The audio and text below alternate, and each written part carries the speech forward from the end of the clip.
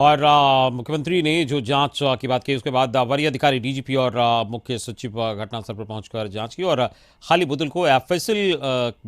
की जांच के लिए भेजा गया है। मामला संज्ञान में आया है।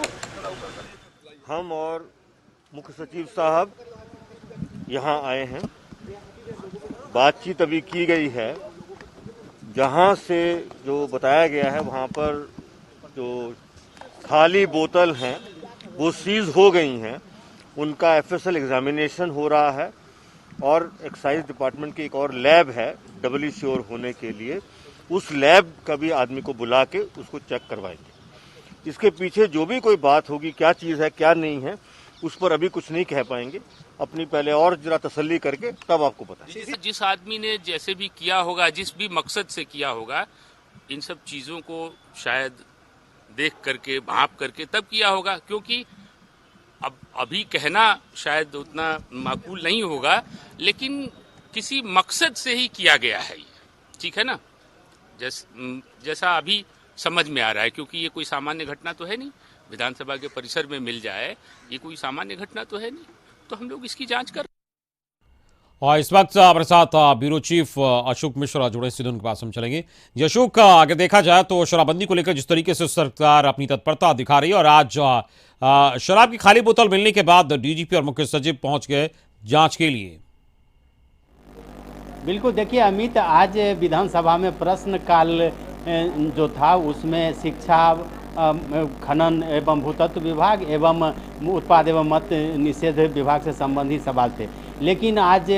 प्रश्नोत्तर काल के दौरान या यूँ कहिए प्रश्नकाल के दौरान विपक्ष का तेवर बिल्कुल नरम था और प्रश्नकाल बाधित भी नहीं हुआ और आप कह सकते हैं कि विधानसभा शांतिपूर्ण ढंग से चला भी। लेकिन भोजनावकाश के बाद जिस तरह से विधान सभा परिसर में शराब की खाली बोतलें मिलने का मामला आया और भोजनावकाश के बाद विरोधी दल के नेता तेजस्वी प्रसाद यादव ने जिस तरह से इस मामले को सदन में उठाया और मुख्यमंत्री नीतीश कुमार को जब इसकी जानकारी मिली, चूँकि मुख्यमंत्री नीतीश कुमार भी इस बहस के दौरान सदन में मौजूद थे और उनको जब इस बात की जानकारी मिली तो उनका पारा गर्म हो गया और मुख्यमंत्री ने इस मामले की जांच डीजीपी और चीफ सेक्रेटरी से कराने का ऐलान भी कर दिया। उन्होंने कहा कि अगर विधानसभा अध्यक्ष सहमति दें तो एक एक चीज़ की जांच होगी और दूसरे जो भी इस मामले में दोषी होंगे उनको किसी भी कीमत पर बख्शा नहीं जाएगा। तो मुख्यमंत्री ने जो तेवर दिखाए उस तेवर से आप कह सकते हैं कि विरोधी दल के नेता और समूचे सदन जो है सो वो शांत पड़ गया और नीतीश ने उसी समय चीफ सेक्रेटरी और मुख्य डीजीपी को तलब किया। दोनों मुख्यमंत्री के चैम्बर में जाकर के मिले भी और मुख्यमंत्री ने उन्हें निर्देशित किया कि वो जाकर के विधानसभा अध्यक्ष से मिले और चीफ सेक्रेटरी और डीजीपी दोनों विधानसभा अध्यक्ष से मिले और उसके बाद इस मामले की जांच उन्होंने शुरू की। हमने अपने तस्वीरों में दिखाया है कि किस तरह से डीजीपी और चीफ सेक्रेटरी उस घटनास्थल पर गए हैं जहां शराब की खाली बोतलें पड़ी हुई हैं। उन्होंने इसकी जांच की और डीजीपी ने कहा भी है कि चूँकि यहाँ सीसीटीवी कैमरे नहीं हैं लेकिन फिर भी इसकी गहराई से जाँच की जाएगी और दूसरी बात है जो खाली शराब की बोतलें हैं उसकी एफएसएल से भी जाँच की जाएगी। तो मुख्यमंत्री के तेवर को देखते हुए पूरा प्रशासन हरकत में है और ये उम्मीद की जानी चाहिए कि इस मामले की जांच के बाद जो असलियत है वो सामने आएगी। लेकिन इस मामले की जांच चीफ सेक्रेटरी और डीजीपी से कराने का ऐलान कर नीतीश ने साफ तौर पर यह संदेश और संकेत दिया है कि शराबबंदी कानून को लागू कराने के लिए वो किसी भी हद तक जा सकते हैं। यही वजह है कि 2016 में जिस शराबबंदी कानून को बिहार विधानमंडल ने स्वीकृति दी, विधानसभा से जिसे पास किया गया, उस परिसर में जब शराब की बोतलें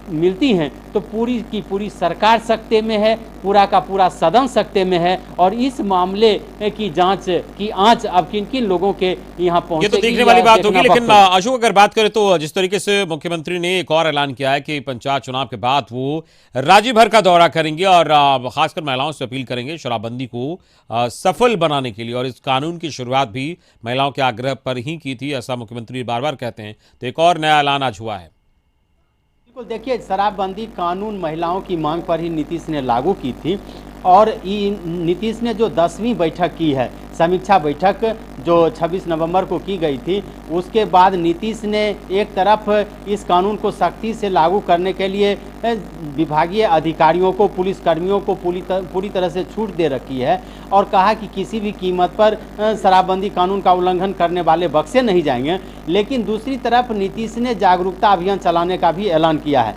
और नीतीश ने कहा है कि इस मामले को लेकर के पंचायत चुनाव के बाद वो समूचे बिहार का दौरा करेंगे और खास करके महिलाओं से वो आग्रह करेंगे, उन्हें अपील करेंगे कि शराबबंदी कानून का उल्लंघन करते हुए अगर कहीं भी कोई दिखाई पड़े तो उसकी तुरंत आप सूचना दीजिए, सरकार उस पर एक्शन लेगी और महिलाओं से शराबबंदी कानून को लागू कराने के लिए सहयोग भी मांगेंगे। तो निश्चित रूप से कह सकते हैं कि नीतीश ने फिर शराबबंदी कानून को लेकर के जनता के बीच भी जाने का फैसला लिया है और इससे यह कहा जा सकता है कि एक तरफ नीतीश शराबबंदी कानून को लागू कराने के लिए सख्त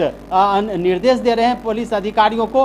तो दूसरी तरफ यह कानून सफल हो, यह कानून सही बिल्कुल इसको लेकर जागरूकता की भी बात की जा रही है। इस पूरी बातचीत के लिए बहुत बहुत शुक्रिया आपका। तो इस वक्त हमारे साथ ब्यूरो चीफ अशोक मिश्र जुड़ते हुए बता रहे थे कि इस तरीके से सरकार लगातार कानून को सख्त करने की बात कह रही है। साथ ही मुख्यमंत्री ने आज ये ऐलान किया है कि राज्य भर का दौरा करेंगे, यानी लोगों को जागरूक भी करेंगे और सफल बनाने के लिए शराबबंदी कानून को अपील करेंगे, खासकर महिलाओं से। वक्त